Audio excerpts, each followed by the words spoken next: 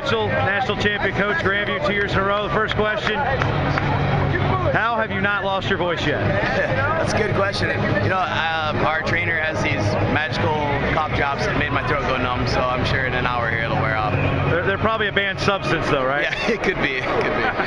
Well, as far as the team race goes, a lot closer than a lot of people expected, a lot closer than you probably wanted. You know, obviously, hats off to Southern Oregon. They kept pace, but obviously the difference came down to big wins when it counted. And talk about how your guys performed down the stretch in the finals. Yeah, and you're right. I think that, I mean, we knew coming in it was going to be close. I mean, I knew Coach Ritchie had a really good team, and it did. I mean, there were some huge wins, obviously, in the finals, but like Derek Neitzer is a prime example, coming back and getting third. He actually won a head-to-head match with the Southern Oregon kid. I mean, those things were really key for us.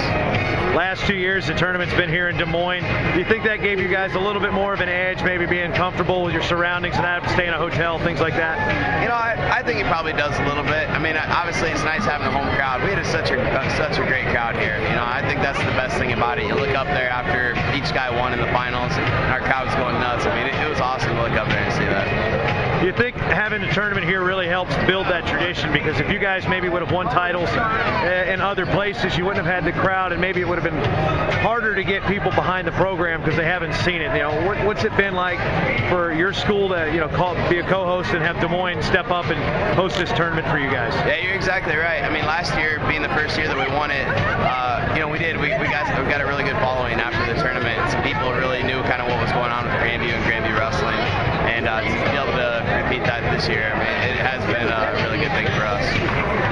You look back at the finals, you know, obviously there was the head-to-head that didn't go your way, but Jimmy Schuessler and Chad Lohman, both at the same weight class last year, both wrestled each other in the consolations last year. Now to have them on the top of the podium, what's that mean for you? It's awesome. And you know what is awesome about that group is that Eric Thompson was the only guy that won a state title in high school. So there's a group of guys that had never accomplished that goal, you know, to finish on top. For those guys to do that, I mean, it feels so good as a coach to help those guys get there. You know, a little, you know, you got a personal tie there with Lohman. What's it like to coach a little bit of a kin there, right? Kinship there? Yeah, he's my cousin.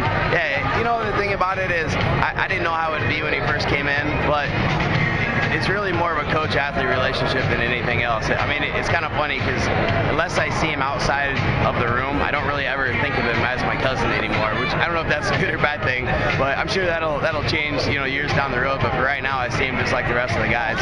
We're a big family anyway. I mean, I really think of it like that. So, I mean, these guys are all somewhat related.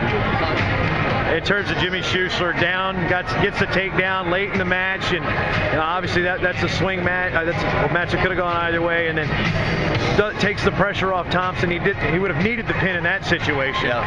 And you know, talk about Jimmy Schuessler's performance. It was awesome. I mean, he just stayed on the attack at the end there. You know, and he's a really offensive wrestler. He does a good job of getting the legs, and he was really struggling getting through that kid's ties, and he just stayed with it. Finally, at the end, he took 2-3 shots in a row and got to it. That was the difference. It was awesome.